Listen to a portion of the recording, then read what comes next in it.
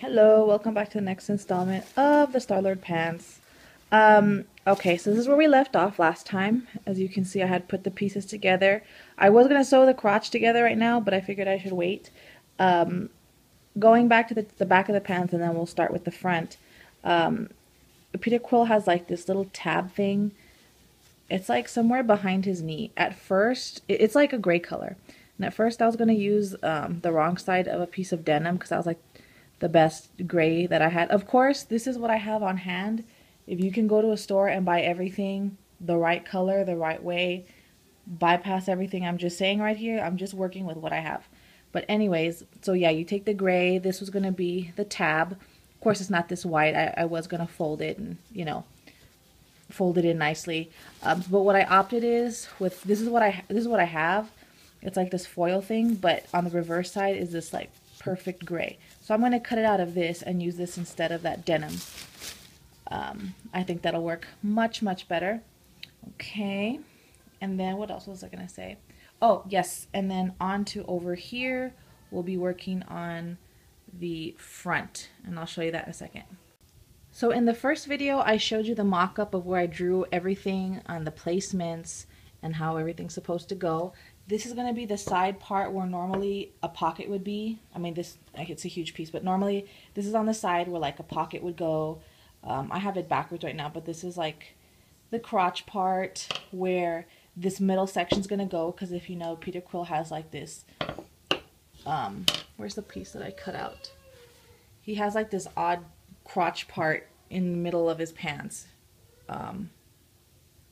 You'll see. I know it probably doesn't make any sense to you right now, but so I'm going to work on this. I did cut out some light batting so that way I can do the quilting on the fabric. And remember I drew out the lines. So here, before you start quilting, what you want to do to make it, I mean, you could always freehand it, but it's going to look much neater if you draw your pattern, your guide first before you start quilting. So what I'm going to do here is I'm just going to get my straight edge here, this little clear ruler I have, and I'm just going to start making lines, and then I'm going to pin it. And this is where it's going to take a little bit of time with your black thread and machine. You're just going to sew all the lines over all the lines that you drew here, so that way it makes that really cool quilted effect on the outside. Okay, and then once we're done with that, we're going to flip it over.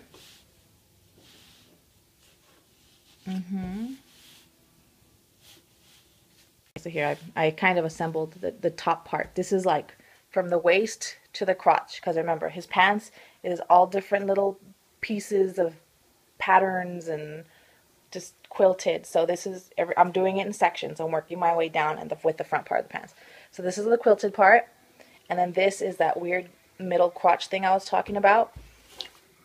Now I still have to go over what's going to happen on the right side, because this part on the mirrored side is going to be slightly different, because remember, he has that strange like fly that goes over here, and then it attaches like somewhere over here, so it like flips.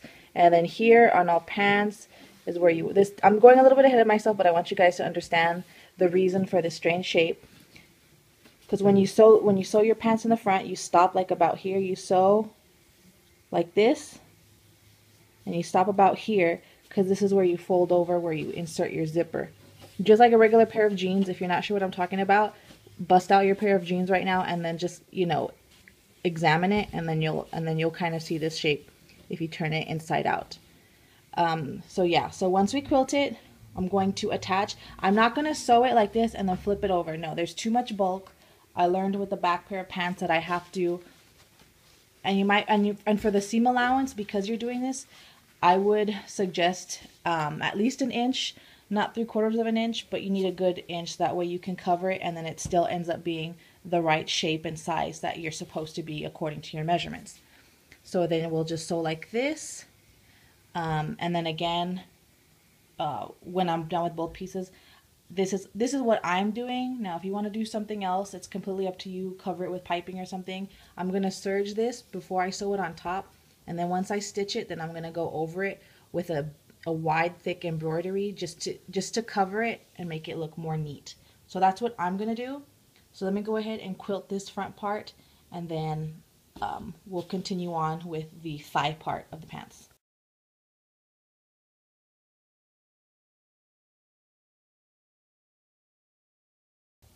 And also, just a side note, I know I don't have this listed in my description, but my client ended up buying boot covers to go with his pants.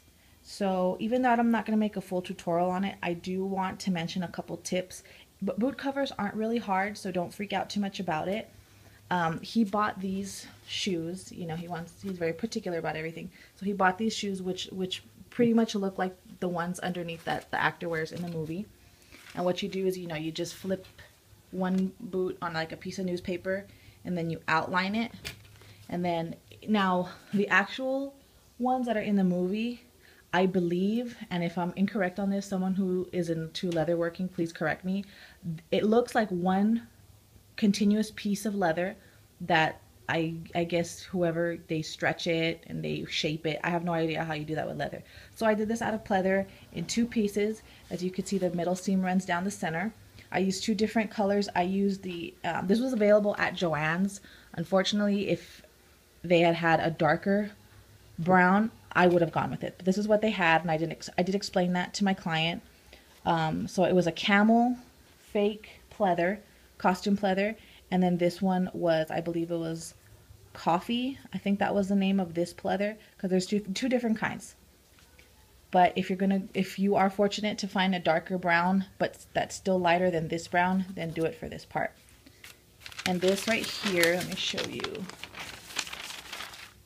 I tried to do it in one continuous piece, so I taped both sides together, and that's when I realized that, I mean, you can manipulate leather. I can't really manipulate fake costume pleather, so I ended up with this. This was my what do you call it? My pattern piece. It does look a little bit funky. This part, the toe has been cut off, because as you can see on this part, this is its own pattern piece. So I did cut this out from here. I shaped it separately, individually from this. So that's why this has a little place where the toe's missing. And then the same thing up here, which is for this part. So it has the cutout, and then you use the same pattern piece that you cut out to lie on top, but in the different colored pleather. So this is the pattern for that. Of course, once you do put it on, it was a little bit longer, so you do have to cut it and shape it, because you do want this part of the shoe to show when you're wearing the boot cover. And then another thing, the Peter Quill ones in the movie look like these little things are burned, or they're cutouts on the leather. Again, that option is not available to me, because I'm not, I don't know any leather tools nor about burning into leather. So in order to not treat my customers' clothes as a guinea pig, I do what I would normally do, which is I would just paint it on the little lines with white fabric paint. And then what I did here, and then I also took some sandpaper, and in some areas I distressed it as much as I could. You can't go too much on the distressing on pleather, because then you just end up ripping it, and then instead of looking distressed, it just looks like crap. And then I also bought a texture paint. It spits out it's like sand. Let me get that for you, 1 second. Okay, what I bought to color this thing, it's called, oh, I'm sorry, my phone's not doing this right. It's called Create FX Texture Paint. This is in dirt. Number here is 79600 from Testers. I bought this from Michael's, and as you can see, it has this really great gritty texture on it. This was like $6, but I had a coupon, so it ended up being about half price, thank God, because it is so little. I just about finished the whole can on both boots. But it does leave this really awesome texture. Let me see, I'm trying to... Okay, I'm sorry, my camera is refusing to focus, but then again, I'm on an iPhone. And then I did the straps on the boots. I ended up using little black snaps that I had to hand sew. Ugh, I'm so sorry if this is blurry. I don't know what's going on. you do want to do this part. You do want to fit it. You don't want to eyeball it. You definitely want to pin them on and fit it as you have the boot cover on the boot, so that way it fits the best.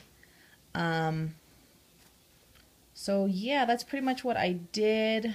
I might go over it a little bit more with some sandpaper just to remove a little bit of the texture, you know, because in some parts it's got this cool ombre thing going on. But for the most part, I'm very satisfied with it, and I hope my client will be too. So yeah, let me go ahead and continue on with the front of the pants, and then we will get back to it. All right, so I have part of the pants together. As you can see, I put in my knee pads. Here's the middle crotch. I don't know if you can tell, I'm sorry, it's really dark, but I did all the quilting. And then I have, right now I just have the crotches, the crotch part lined up, the fly where the zip is going to go. But I also had to do that weird thing, so I did a little pattern piece out of muslin to line this up so I can make sure it falls correctly. So that's the best I think I can do here. I'm just gonna overlay that to this fly thing right here, and then that'll cover the zipper, and then it'll snap, or well, yeah, snap, not button, but snap somewhere here. I still have to figure that out. But yeah, it's as far as I got. So yeah, just wanted to show you guys that. All right, get started, and hopefully I'll get this done fast enough for everyone to see it by Halloween. Thanks, bye.